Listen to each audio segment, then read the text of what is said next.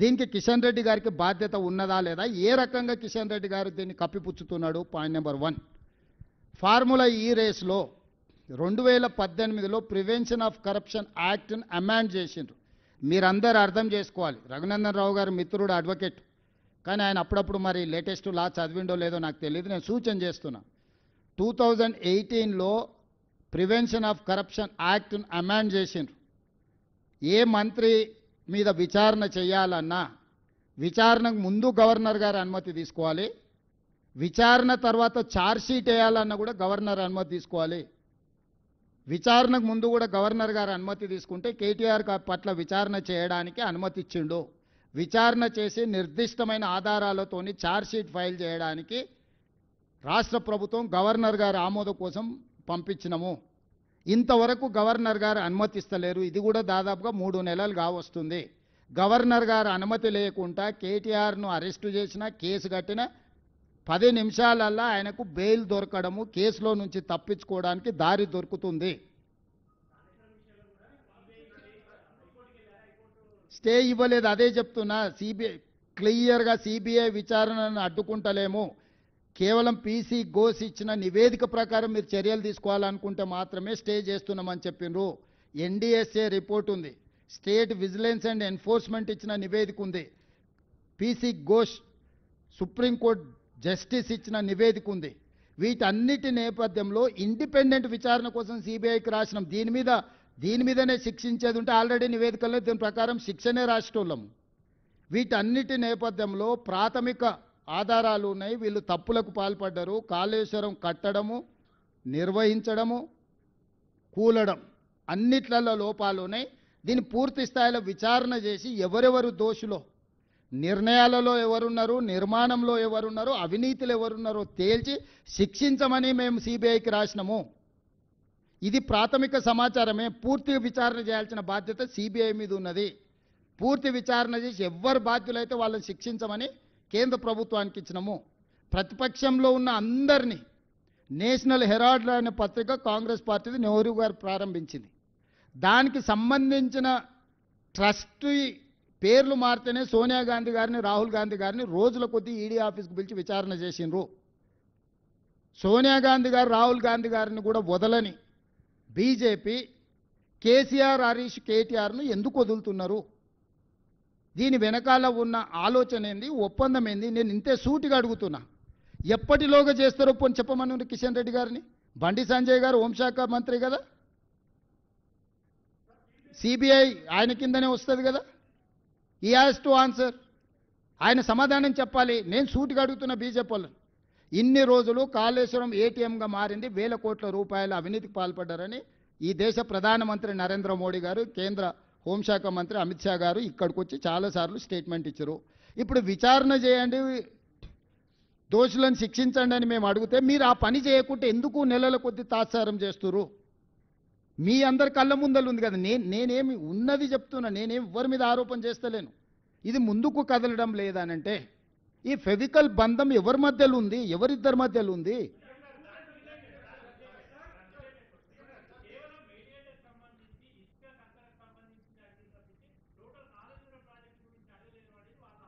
మొత్తం తీసుకోమని సిబిఐని వచ్చి ఏమేం కావాలనో అడగమనుండ్రి, లెటర్ రాసి తీసుకోమనుండ్రి. విచారణకు వచ్చిన తర్వాత ఇదే అడగండి, ఇది అడగొద్దని మనం చెప్తామా? చెప్తే వాళ్ళు వింటారా? మీరు ఎఫ్ఐఆర్ కట్టి విచారణకి ఎంత దూరం అన్నా పోండి. ఇప్పుడు నువ్వు దగ్గర రోడ్డు మీద దొమ్మి జరుగుతుంది, జేబు కొట్టినోడు దొరుకుతాడు, వాళ్ళు పట్టుకొని పోలీసులకు ఇస్తారు. వాడిని పోలీస్ స్టేషన్లకు తీసుకెళ్ళి మర్యాద చేసి సన్మానం చేయగానే వాడు అంతకుముందు చేసిన 2 మర్డర్ల గురించి, 4 బ్యాంకు దోపిడీల గురించి, 5 హత్యల గురించి చెప్తే అవి ఎఫ్ఐఆర్లు కట్టుకుంటుంటారా? ఇప్పుడు ఇందులో ఉన్న వాళ్ళే అన్నిట్లలో ఉండరు. అదే కేసీఆర్, అదే హరీష్ కదా, అదే కేటీఆర్ కదా. 2 తగిలిస్తే వాళ్ళు ఏమేం చెప్తారో అన్ని కలిపి అన్ని కేసులు కట్టమన్నారు. మేమెందుకు వద్దంటాము?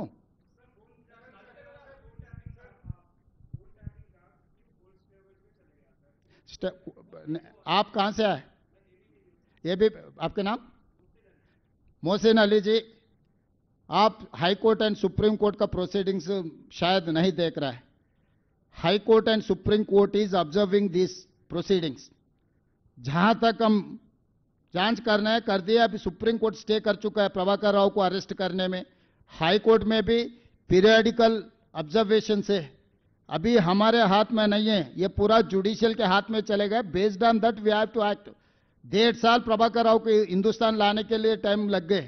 1.5 साल के बाद उनको इधर लेकर आ गए. वो किसी इंक्वायरी में साथ नहीं दे रहा है, मगर सुप्रीम कोर्ट उनको कस्टडी में लेने के लिए स्टे दे दिए. इसीलिए we are trying our level best to vacate that stay.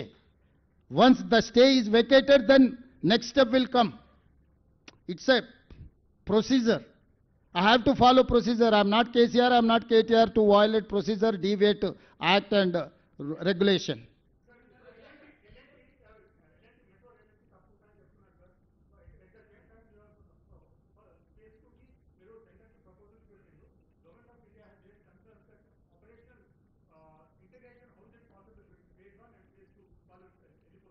Rahul ఇప్పుడు అదే చెప్పింది, వాళ్ళు వెళ్ళిపోవట్లేదు, అది మనం కొనుక్కున్నాం.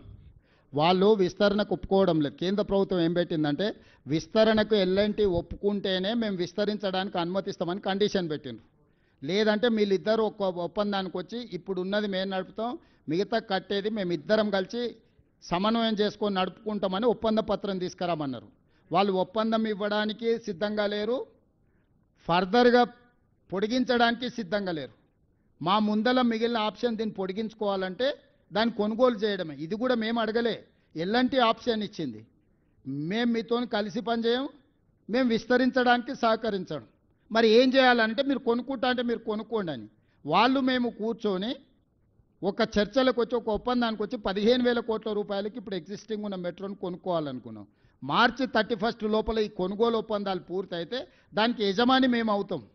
యజమాని మేము అయిన తర్వాత కేంద్ర ప్రభుత్వం పెట్టిన కండిషన్లకు ఆల్రెడీ లెటర్ రాసినాం. మేము ఆల్రెడీ కొనుగోలు ఒప్పందం అయిపోయింది, మీరు మిగతా అనుమతులు ఇవ్వండి అని. మిగతా అనుమతులను కూడా ఇవ్వకుండా ఇన్ని రోజులు ఏ కండిషన్ అయితే పెట్టారో వాళ్ళు ఊహించలేదు.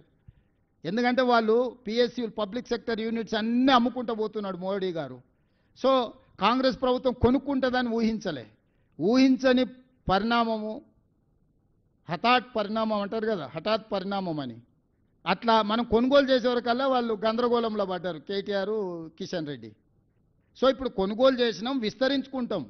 కేంద్రాన్ని ఎందుకు అడుగుతున్నామంటే కేంద్రం మనకు సావరిన్ గ్యారంటీ ఇస్తే 1%, 2%కే లోన్ వస్తుంది. 43,000 కోట్ల రూపాయలు ఈరోజు ఫేజ్ 2A, 2B కలిపి మనం ప్రతిపాదన ఇచ్చినాం.